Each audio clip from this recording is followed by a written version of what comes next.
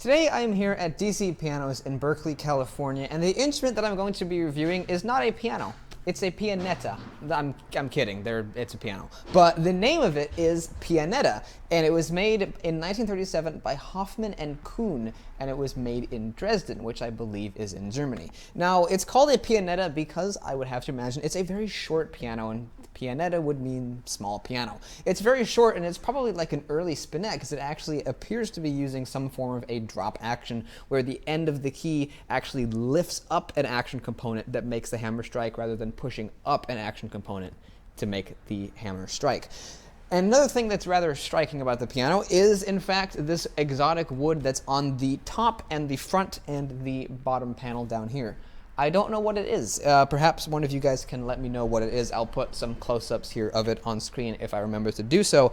It has some like red bits in it, and it's just really unique. It has a very bubbly kind of grain pattern to it, but up on top it's more streaky. It has these stripes that almost look like cracks, but they're not. It's just simply what the grain pattern is.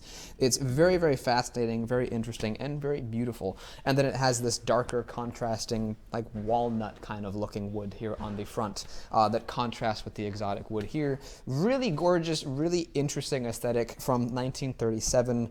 I think it looks really dang cool myself. And we have two tiny, adorable, stubby little baby foot pedals there. They're really, really cute. Now, something that's really interesting about this piano is the way that it actually opens up, and it's very reminiscent, to me at least, of a harpsichord. Instead of having a simple fall board like you'd have on a modern piano, or most pianos even from this time period, instead you have this huge flap, this big flappy thing, very much like you might see on a harpsichord. This comes back, and then this becomes the top of the piano, and you can still see this gorgeous wood here on top even when it's open, which is pretty cool. But not only that, it then opens one step further, which isn't reminiscent of a harpsichord, but it opens one step further. This opens up, and then it sets in a little slot right there. So it's like a really neat looking little lid prop, but it's very well integrated into the piano, and it almost looks like it should slide back inside the piano with a motor and it would automatically close the lid. But it's a really, really cool look, and it's very nice that it opens up the lid, so to allow more sound out. There's a decal on the inside that says number 6407. That's a low serial number. So now let's play some music on the Pianetta. I think the first thing I'm going to play is my typical test piece, and then we'll see where we go from there. I hope you enjoy it.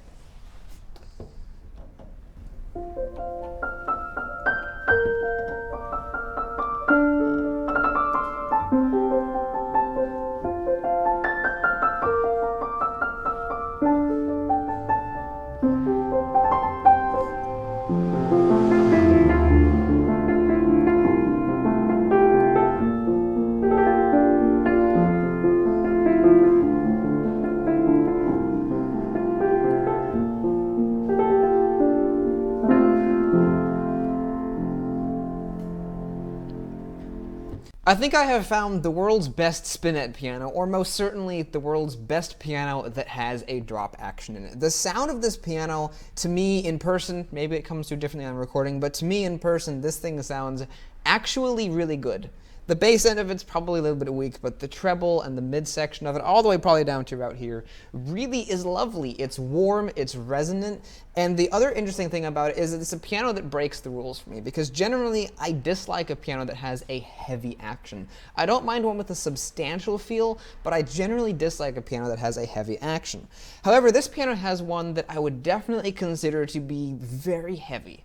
However, it's a dream to play on, and I really, really enjoy it. And the secret to it is that it's controllable. I still have subtle dynamic response, but the action and the feel from it is rather heavy. I personally find that a heavier action tends to be more controllable for me personally than a light action.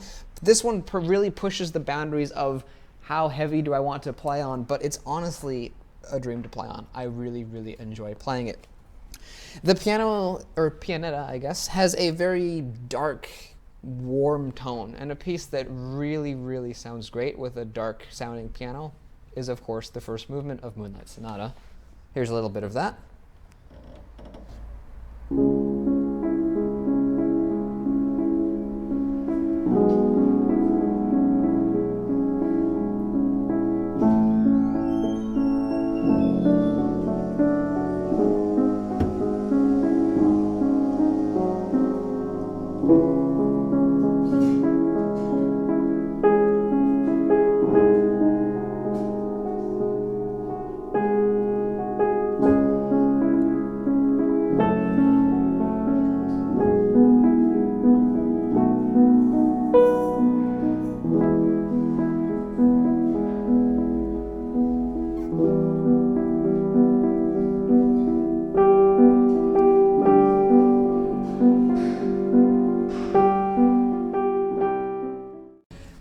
Tell me, when have you ever heard a spinet piano that sounds like that? It's 37.5 inches tall, and I believe that would qualify it as a spinet piano.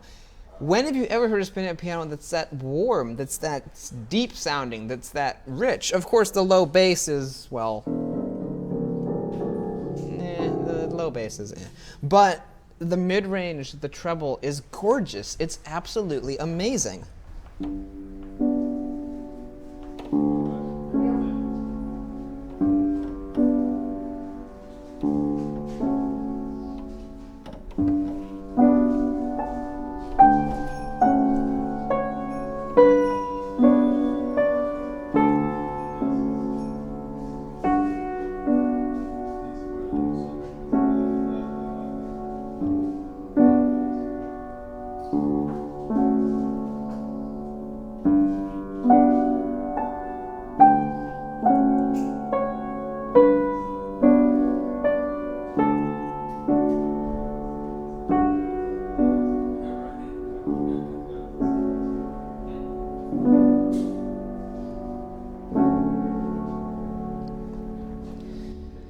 I never, in all my years of playing pianos and trying out different pianos, have ever came across a piano this short that sounded this good. So I still stand by my statement that I think I found the world's best spinet piano. It is a drop action. It does have the shortcomings of a drop action. There's a couple of notes that don't like this one here. It's a little slow to come back. It's a typical thing with drop actions. But still, the sound of the piano, and of course the unique appearance. When have you ever seen a piano that looks that beautiful and was this small? The sound of it and the appearance of it, to me, make up for the small shortcomings of the action and the fact that it's so heavy. And it comes together to be, honestly, one of the best spinet pianos. No, the best spinet piano I have ever found. I challenge you to find one that's better than that. The Acrosonics are pretty good for what they cost, but this is really something special. I hope you guys enjoyed my review of the Hoffmann and Kühne Pianetta. I probably won't ever find one again because, according to the serial number, I think there were like 6,000 made, and they're from Germany, so they probably didn't make their way over to the States all that often. So I hope you guys enjoyed this review of the special spinet piano. If you did, you might want to go check out my channel. I've got lots of cool videos of pianos, organs, keyboards, and really anything that has a keyboard on it. So if you guys enjoy that, you might want to go check that out. If you enjoy it, maybe think about subscribing, and if you do subscribe, thank you very much, and I will see you in the next video. Goodbye.